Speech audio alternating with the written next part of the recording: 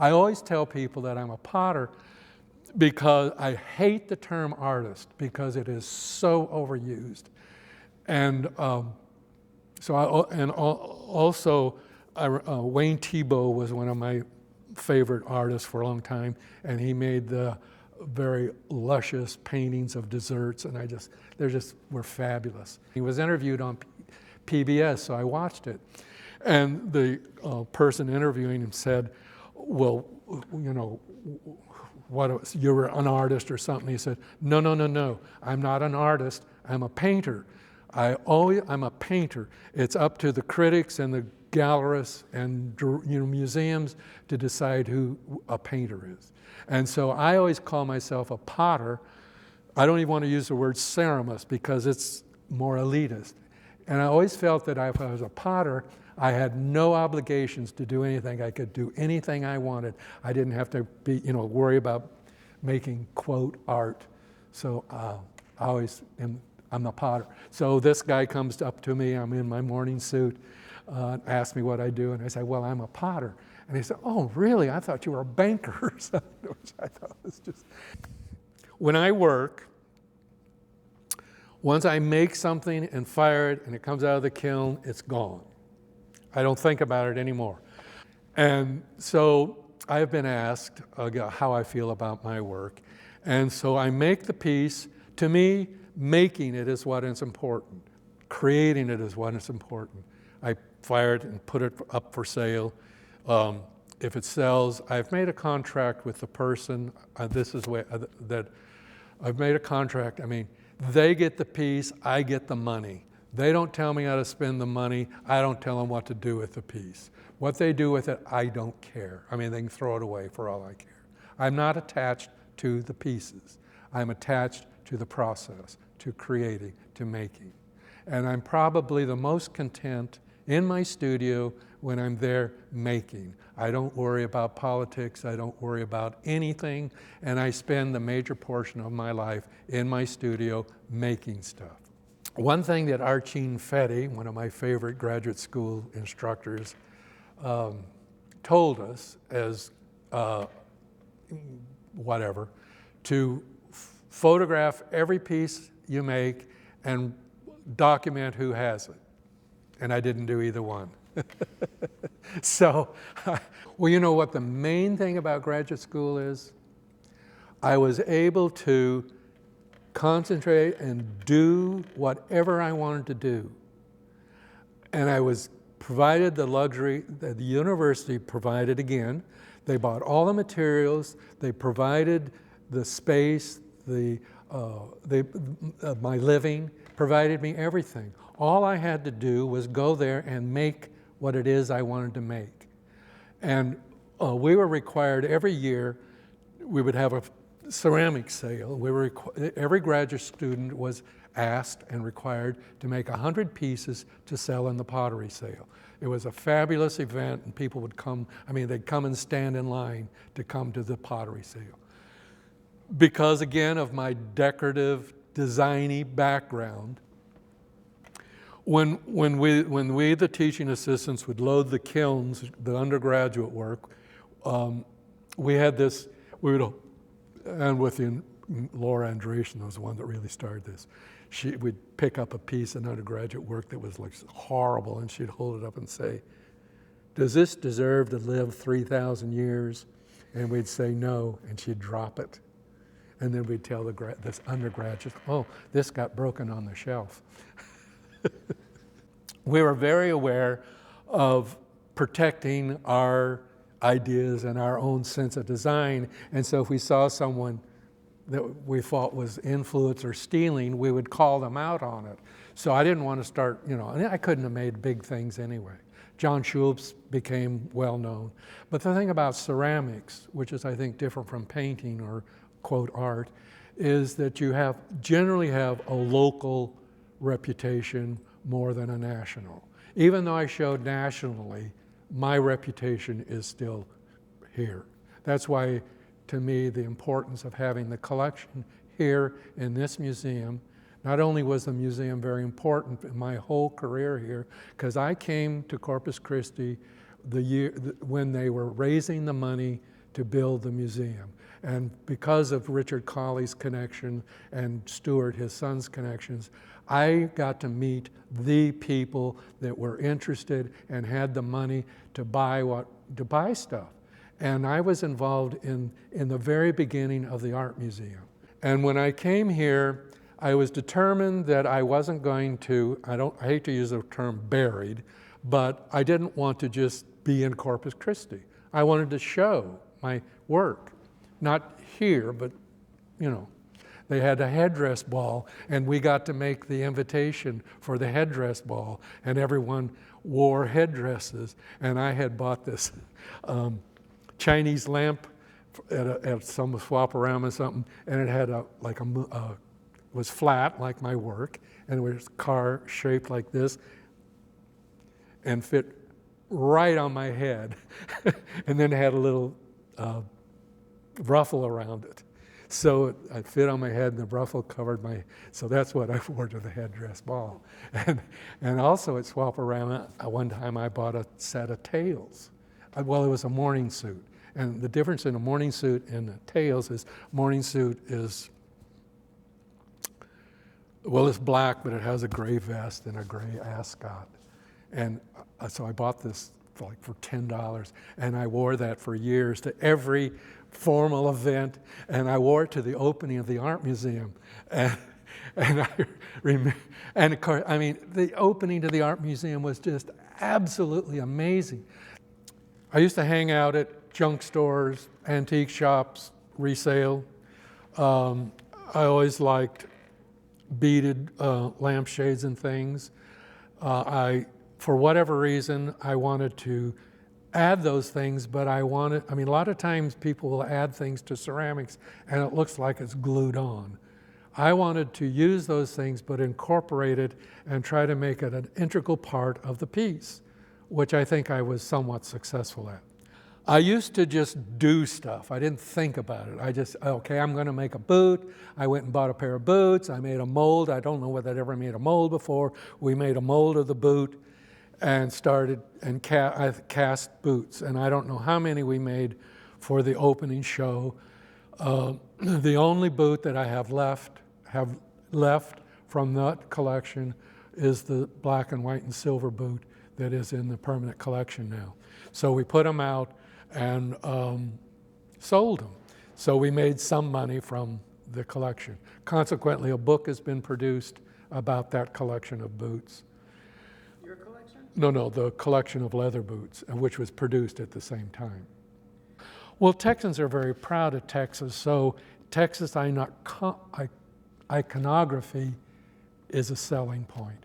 So for what, I don't even know why I did it, but I made a mold. I made a piece that was about the most common height. When I started measuring stuff for shows, the most common height was 13 inches, I think.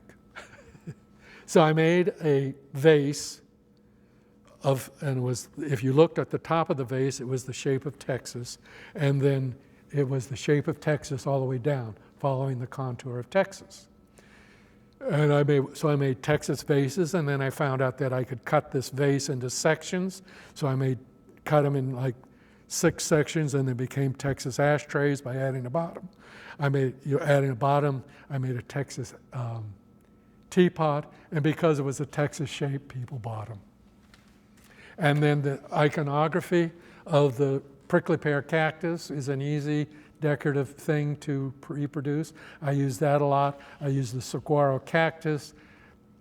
And I don't know whether most people know it or not, but the only place a saguaro grows is in Arizona.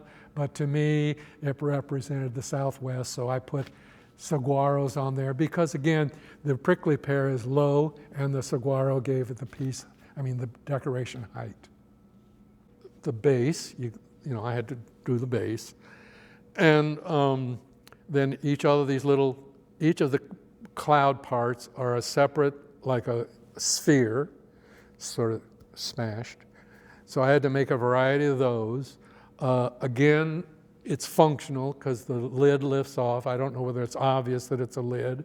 So this is airbrushed with Easy Stroke, which is a underglaze. Well, I started using it without putting glaze on it. I mean, this is no big discovery or anything, but that's what I did, and therefore it has the matte finish because it's not glazed. And then the contrast then between the highly glossed base, which is against the blue, against the matte, just makes the matte look more matte, and probably the shiny look more shiny. I always had a patron, which I never realized. Richard Colley, then the Caffey brothers, then Martha Clare and Guy both took it over and had the Karankawa Gallery. I was provided a studio. I finally had to pay for my own materials, but they paid the utilities. They paid for, it's just amazing what I've fallen into. I never had a goal of being what I am. It just all happened.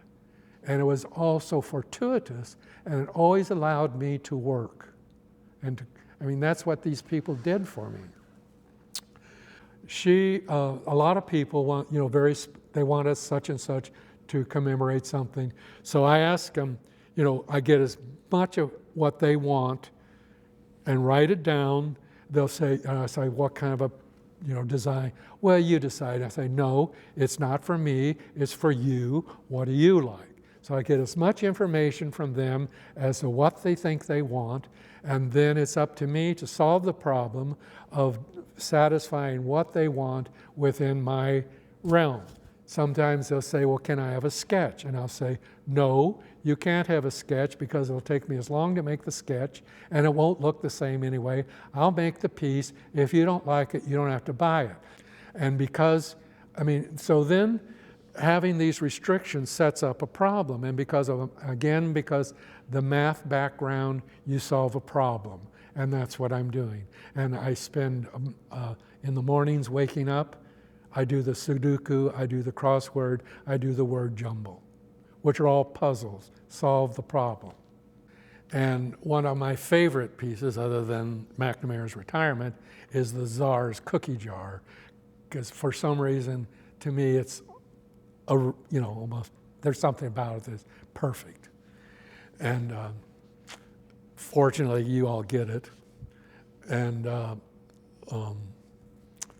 so I made these pieces that I made fake jewels and I made fake bezels and then added beads, and they became very, very Baroque and decorative. And also included was a series of monster icons, which were from a Russian book I bought that were sort of, I don't know, if you know Russian iconography, they're very flat, and that was the inspiration for those. And they're also, well, I guess they aren't as decorated as the ones I made. In fact, Mel Klein has the most basic ones, but they're really nice. Raku is, again, a traditional Japanese process where you fire the piece, you take it out of the kiln when it's red hot, you put it in a container of combustible material, you shut off the oxygen again, it reduces the piece, it turns any exposed clay to a dark charcoal color, it affects the glazes, and it's part of the Japanese tradition, and because of the process, you have a lot of things happening that you don't plan on. It's like acts of God. Like the trash will affect the glaze and scar the glaze.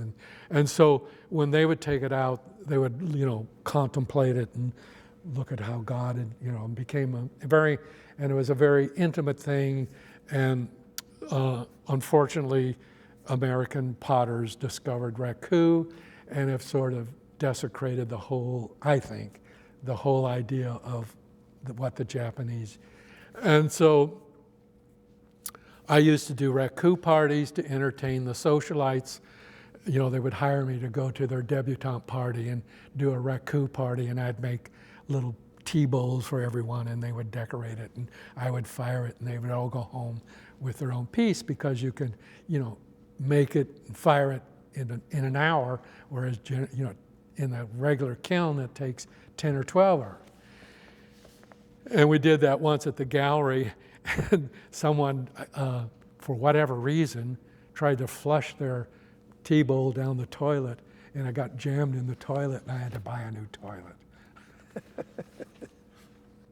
Ben's approach is, because he was a director, he's very good at arranging, setting the scene, and when he has an opening, the build-up to the opening, the setting the scene, creating the space, designing the invitation, getting the art, all of, and building up and having the opening. I think he always said that in a play, once the opening show, he was no longer interested because it was over. The build-up was what was important. And I think that's the way he approaches his gallery, is creating an environment for the art. He's very good placing things visually. I never really understood what a gallerist does and how important they are to a creative person. And he's very literate. I mean, he's smart. He knows how to spell, which I don't know. A lot of the pieces have literary references. Like went through the list you gave me, and there's one entitled "Old Man's Visions, Young Man's Dreams." And so I was asking last night, what does that mean? And it's a quote from the Bible. And he was a theology major or something at one time in his career. So he has a lot of biblical references, literary references. He knows words. I learned 2 words from him, plethora and dearth, which are What does dearth mean? the opposite of plethora. Dearth is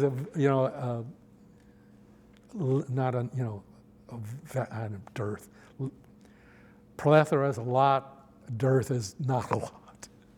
Anyway.